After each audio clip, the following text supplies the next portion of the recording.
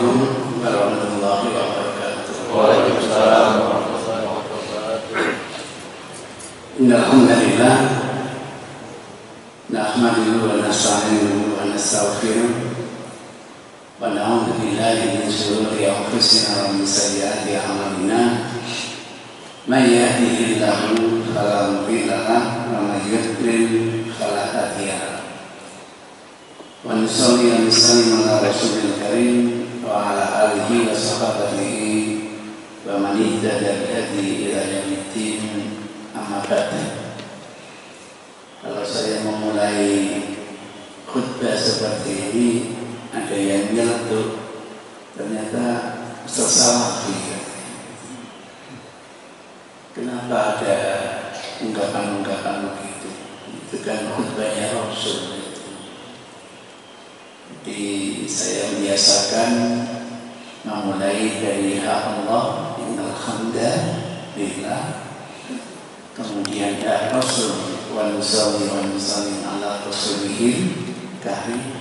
Mudah-mudahan majelis yang dimulai dari hak Allah dan Rasul menjadi majelis yang barokah. Amin ya rabbal alamin. Tak itu disampaikan oleh teman HTI, oleh teman Darul Hadis, oleh teman Salafi, tidak ada masalah, karena itu bagian petunjuk dari Rasulullah SAW. Bapak Ibu, jangan terkejut. Saya karena sering ngasih mata itu mengejutkan. Ya namanya mengupdate ilmu, mungkin dulu belum tahu, sekarang jadi tahu, itu kan hal yang bagus. Jadi selama ini saya kok berkeyakinan sholat tahiyatul masjid itu hukumnya sunnah. Nah karena sunnah dikerjakan itu Masya Allah pahala yang luar biasa. Kalau nggak dikerjakan enak, nggak ada dapat hukum betul, tapi kan enak, ada tuntunan dari Rasul. Sampai pada akhirnya dapat hadiah buku. Ternyata pemahaman saya kok perlu direvisi gitu. Jadi menurut hadiah buku ini, salat tahiyatul masjid bukan sunnah, tetapi apa? Wajib. Mungkin Bapak Ibu juga terkejut, baru kali ini dengar tahiyatul masjid itu hukumnya wajib. Kasusnya menarik di masjid di KP Gersya ini. Itu seperempat jam sebelum maghrib itu teman-teman sudah mulai berjalan dan langsung melaksanakan tahiyatul masjid. Saya tidak boleh melarang. Karena apa? Mungkin saja dia punya pendapat yang berbeda dengan saya. Kebiasaan saya, kalau datang ke masjid dan waktu terlarang, saya mendingan tidak sholat tahiyatul masjid. Karena bagi saya hukumnya sunnah. Daripada saya mengamalkan yang sunnah berhadapan dengan larangan, mendingan saya mendahulukan larangan daripada mengamalkan yang sunnah. Itu pola pikir. Sehingga mohon maaf kalau saya datang ke masjid ini dalam waktu terlarang, saya tidak melaksanakan tahiyatul masjid. Maka sebagai gantinya, nilainya tidak kalah dengan sholat, saya mengadakan zikir, wirid, doa dan lain sebagainya.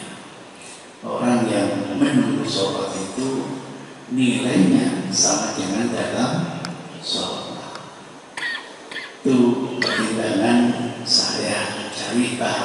maghrib selain tahiyatul masjid. Maghrib kurang 5 menit mulai tambah banyak yang berdatangan dan mereka rame-rame tahiyatul masjid.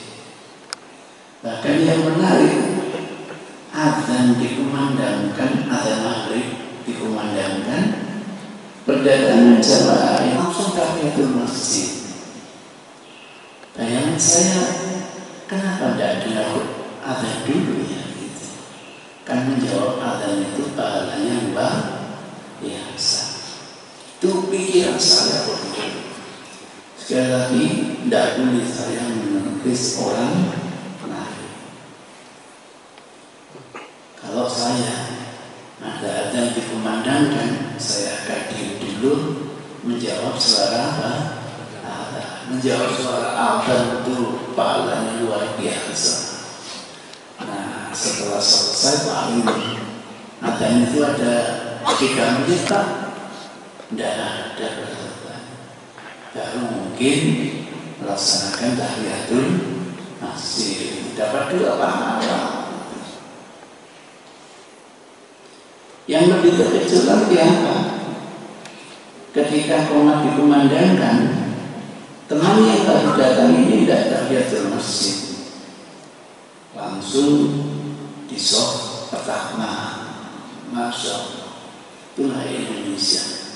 Datang terakhir, berdiri di sof pertama. Ya karena yang datang duluan tidak mau di sof pertama, gitu. Tapi di beberapa masjid saya saksikan banyak kok yang baru datang itu di sof pertama. Jamaahnya hanya 1 sof nih. Ceritanya itu Indonesia. Masya Allah, habis. Kenapa dia tidak tahiyatul masjid? Jelas sudah tuntutan. Tidak binati sholat, kalau sudah sholat diiqomati, tidak ada sholat kecuali sholat fardu. Saya paham. Tapi sholat maghrib, beliau yang tokoh ini sholat 2 rakaat. Saya paham. Ini pasti ba'diyah maghrib.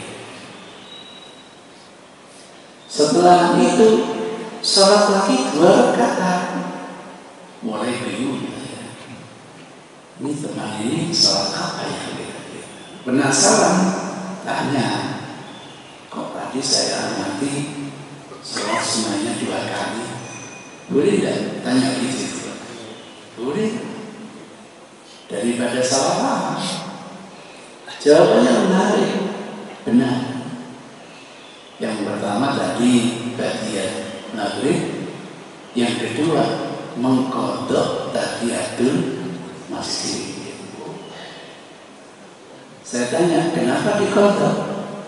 Karena hukumnya wajib. Baru ngerti gitu. Baru tahu saya.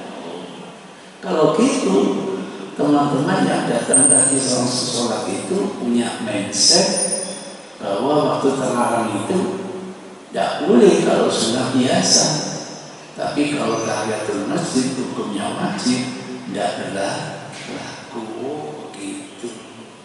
Saya jadi paham. Maka kalau kemarin tanya, boleh tidak tahiyatul masjid dalam waktu terlarang? Saya hanya tanya dulu, tahiyatul masjid menurut Anda hukumnya apa? Ada yang pilih wajib. Oh, kalau gitu larangan itu hanya sunnah mutlak, tidak berlaku yang wajib. Atau mungkin punya pola pikir, ini termasuk dawatul asghar besar. Itu boleh. Sholat yang dawatul asghar karena punya sebab masuk, kita ini dibolehkan sholat walaupun dalam waktu terlarang. Nah, kepada teman yang kedua itu saya tanya, terus sholat apa yang tidak punya sebab? Apa ada sholat yang tidak punya sebab? Kira-kira sholat hajat itu punya sebab ya? Nah, ada ya sebabnya, yaitu hajat. Sholat safar kira-kira ada sebabnya ya? Ada sebabnya untuk safar. Sampai sholat sunnah mutlak ada sebabnya ya? Ada, ingin takarrub kepada Allah. Terus fungsi larangan itu gimana? Bagi yang punya kacamata kedua.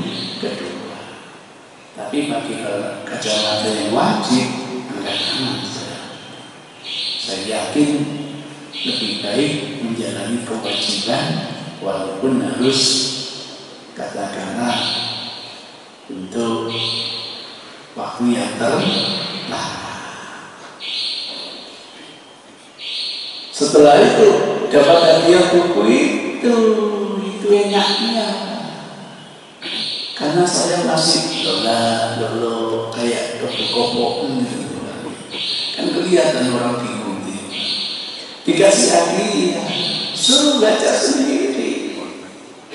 Saya baca, masya Allah, mantap.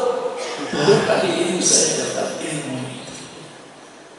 Makanya saya jadi ingat kalau dinasihati orang jangan marah dulu itu. Karena orang yang memberi nasihat kita itu peduli kepada kita, sayang kepada kita. Kita sering karena ego sektoral kalau dinasihati marah dulu. Itu cerita.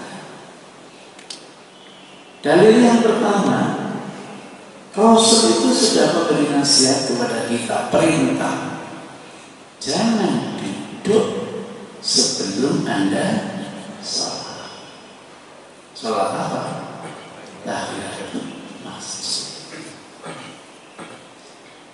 Kaidah berpikir itu asal perintah hukumnya wajib.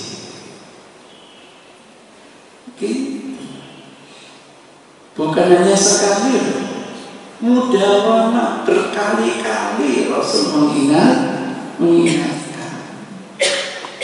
Ini indikator perintah itu bukan untuk sunnah, tetapi untuk wajib. Kemudian ada dalil lagi. Bayangkan ketika Rasul sedang khutbah Jumat, ada teman kita yang datang langsung duduk.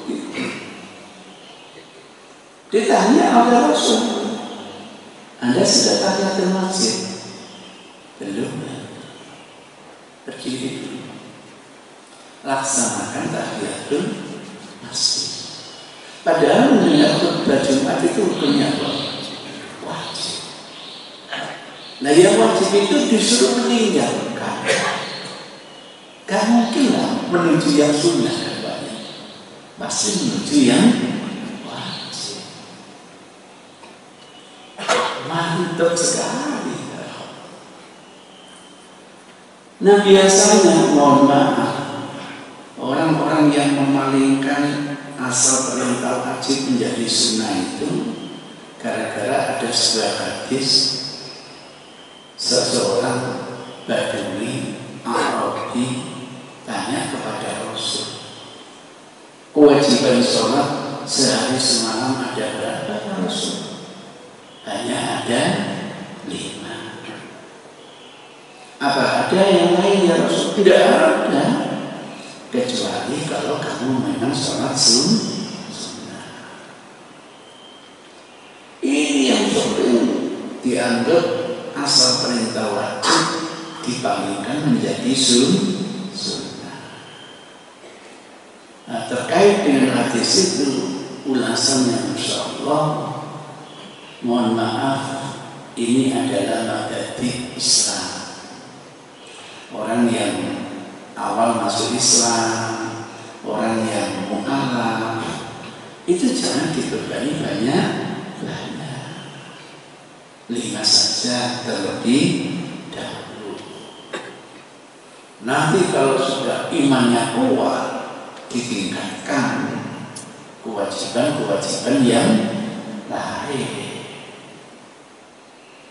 Saya tidak tahu apa sudah waktunya saya menyampaikan hadis Rasul yang sahih ini, innallaha amaddakum bi sholatin, yakni sholatal witri.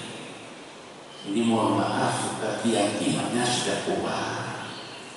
Innallaha, sesungguhnya Allah, amaddakum, memodalkan kalian, menambah kalian kewajiban, yakni sholat apa? Witir. Apa perlu saya sampaikan lagi? Tidak perlu ya. Khawatir nanti jadi wajib bagi sampaikan. Ini nanti kalau levelnya sudah, Masya Allah, kalau levelnya masih seperti saya, males dia. Nanti kalau diwajibkan, berberat itu nanti. Nah, levelnya ketua takbir ini, baru nanti ada kewajiban melaksanakan sholat apa? Witir. Sementara bagi teman-teman yang halal tidak perlu dulu lagi. Jadi itu kewajiban akan terus bertambah seiring dengan kemampuan kita. Oleh sebab itu, tidak bisa hadis ini memalingkan asal perintah wajib menjadi sunnah. Dari paparan awal sampai akhir, kayaknya sudah bisa disimpulkan bahwa tahiyatul masjid itu hukumnya apa? Wajib. Itu ceritanya. Tadi ada yang nggak tahiyatul masjid? Belum? Nah, tolong nanti digodok ya. Tunggu matahari terbit. Kalau enggak, susah. Ini yang paling susah ini marbot ya. Setiap hari Ustaz 50 kali keluar masuk masjid Ustaz. Nah kalau punya wajib Ustaz, saya angkat tangan kan. Timbangan itu semean kan, gajinya gak sepiro. Ya apa? Nggak lagi keluar, ya, karena jualan. Anak-anak beli, habis itu masuk lagi. Kata dia ke masjid busuk aneh. Ngono metu maneh. Layani anak-anak. Masuk lagi kata dia ke masjid busuk aneh. Saya gak jadi mabuk. Loh iya kan? Saya memaklumi Pak. Bah, kalau persidangan lapor muka-muka pahala yang kayak masuk tahiyatul masjid pahala, masuk tahiyatul masjid pahala. Insyaallah mudah-mudahan ada marbot yang imannya kuat. Biasanya yang imannya kuat itu susah mencari orang yang imannya kuat. Ini yang bisa saya sampaikan. Saya yakin ada yang tidak puas, ya saya mohon maaf. Saya tidak bisa memberi kepuasan.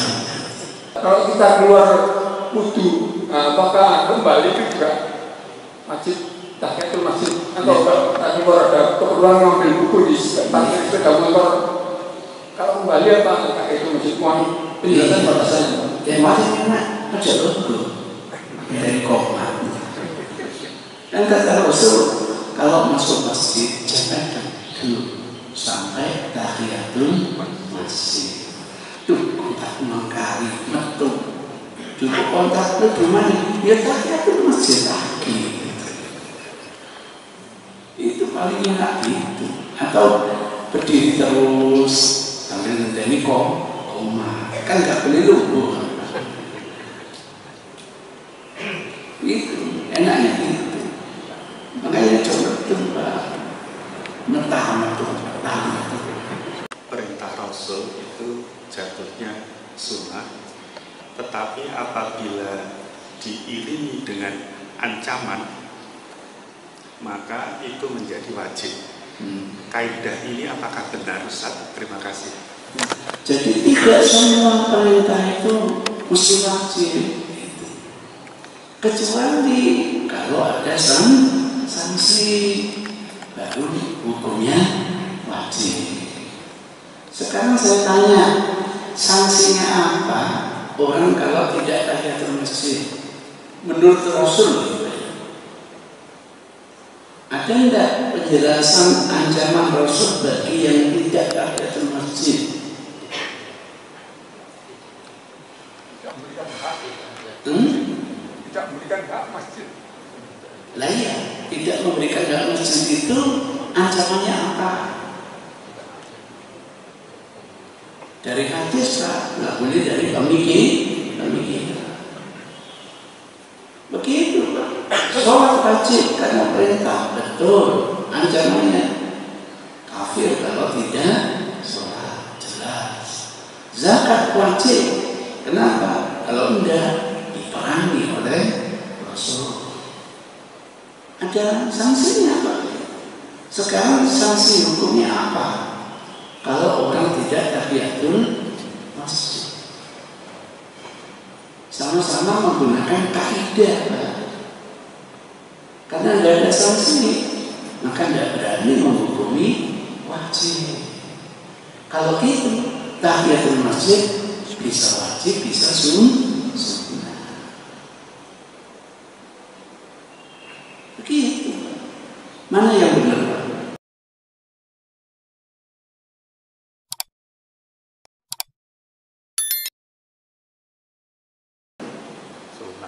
Dah wong kira-kira. Ini fikih itu kira-kira. Maka enggak pas saya yang paling benar sampai menyalahkan orang. Nah, diskusi hadis aku al-masajid haqqo, berikan masjid itu hak. Kalau Rasul bilang hak, dari mana disimpulkan wajib? Itu kan haram. Nah, coba nanti banyak hadis tentang hak. Hakul muslim, muslim, ada riwayat khumsun, ada riwayat sittun. Yang khumsun saja. Di antaranya faidha marido fa'udhu. Kalau ada teman yang sakit, besuk, perintah ya, besuk. Hak. Pertanyaannya, membesuk teman sakit hukumnya apa? Sunnah. Berani mewajibkan? Tidak berani. Kalau mewajibkan, saudara kita sekarang, ya Allah, di Jakarta banyak yang sakit. Karena wajib harus di, kalau enggak, dosa. Bahkan saudara kita yang di Ethiopia banyak yang sakit. Kalau di Gaza sudah merdeka, alhamdulillah. Temenan merdeka, malah dibom mati.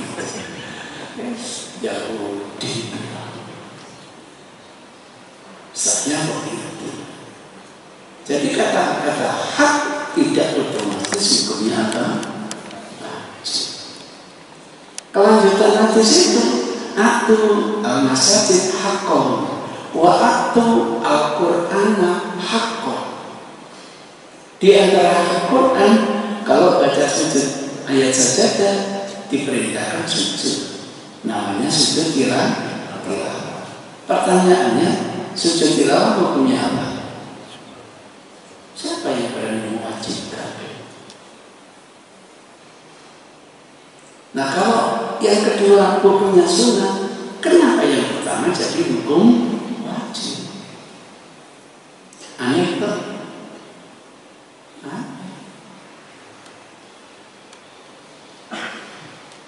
Mendengarkan khutbah Jumat hukumnya wajib, benar. Orang baru datang disuruh Rasul untuk tahiyatul masjid, benar. Kenapa disimpulkan mendengarkan khutbah hukumnya wajib, disuruh meninggalkan tidak mungkin yang sunnah? Kenapa nalarnya gitu? Mestinya nalarnya tidak mungkin yang wajib ditinggalkan kecuali menuju yang lebih wajib. Kalau kita tahiyatul masjid itu bukan wajib lagi, wajib. Karena wajib nanti nggak usah dengan khutbah, tahiyatul masjid cukup. Apa begitu? Tidak mungkin. Kenapa nalarnya diubah? Walaupun mendengarkan khutbah hukumnya wajib, masih boleh tahiyatul masjid. Itu pun disuruh bersihkan. Nanti setelah itu kan bisa dengar khutbah. Kenapa pakai nalar? Katanya tidak boleh membangun hukum pakai nalar. Kelimanya hadis Arabi. Yang bilang Arabi kan para sahabat. Kenapa diterjemahkan mabadi? Kenapa diterjemahkan alaf? Kalau diskusi dengan teman salafi, itu kan selalu menggunakan tekstual, tidak mau menggunakan konteks tua. Katanya Yusuf Qaradawi kafir karena pemikirannya konteks tua. Padahal berpikir kontekstual itu sudah tawar dari ulama Imam Syafi'i itu. Memahami teks itu bisa tekstual, bisa kontekstual. Hal la ibra bi umumil lafzi atau bi khususis sabab. Kalau bi umumil lafzi berarti memahami secara tekstual. Kalau bi khususis sabab berarti memahami konteks. Kalau kita memahami tekstual, yang datang itu orang Arabi diterjemahkan mabadi, diterjemahkan mu'alaf, hukumnya tetap untuk seluruh umat. Itu namanya berpikir secara tekstual. Karena hukumnya secara umum, kewajiban hanya ada 5. Selain 5, tetap hukumnya apa? Sunnah. Tahiyatul masjid tidak termasuk yang 5. Berarti hukumnya apa? Sunnah. Sejak kapan berubah menjadi wajib? Saya amati Pak, hadis itu saya tahlil, saya teliti, ternyata panjang Pak. Orang Arabi ini tanya lagi, kewajiban terhadap harta apa ya Rasul? Jawab Rasul, hanya 1, zakat. Apa ada yang lain? Tidak ada, kecuali sunnah. Berarti sedekah, infak, hadiah, nikah, hibah, hukumnya wajib atau sunnah?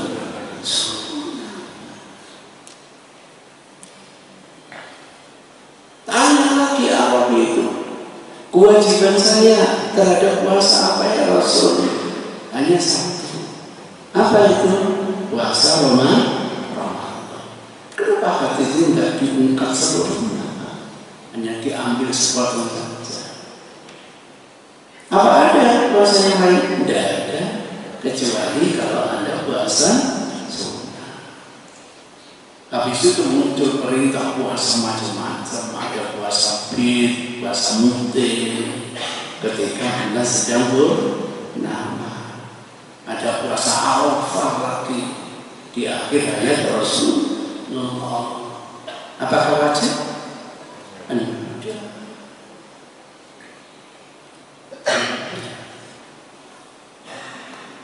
Itu ceritanya. Saya amati lagi Pak hadisnya. Ternyata yang tanya itu bukan mu'alaf, malaikat ini pakai. Ciri-ciri itu kelihatan. Rambutnya juga kayak kelingking, suaranya melengking, tidak diketahui datangnya dari mana. Ini bukan mu'alaf yang tanya. Ini Jibril. Periode Makkah datang tanya rukun iman. Ini periode Madinah datang tanya rukun Islam. Jibril tidak tanya tentang haji karena memang belum disyariatkan haji. Orang cerdas kalau tanya. Andaikan haji sudah disyariatkan pasti tanya kewajiban kewajibannya haji berapa kali, mungkin ngomong itu cerita. Berdasarkan hadis inilah seluruh ulama fikih tidak berani menghukumi tahiyatul masjid menjadi wajib. Sampai belajar fikih mazhab Syafi'i, fikih mazhab Hambali, fikih mazhab Hanafi, fikih mazhab apa? Termasuk mazhab Syafi'i. Tidak berani Pak menghukumi tahiyatul masjid hukumnya wajib. Ini bahayanya Pak. Belajar hadis langsung istimbat hukum. Itu yang sering saya ingatkan kepada teman-teman. Masya Allah, jangan dianggap ulama fikih itu tidak ngerti hadis. Terus kalau gitu mau jadi marbot lagi atau enggak? Mau begitu sama? Malah yakin.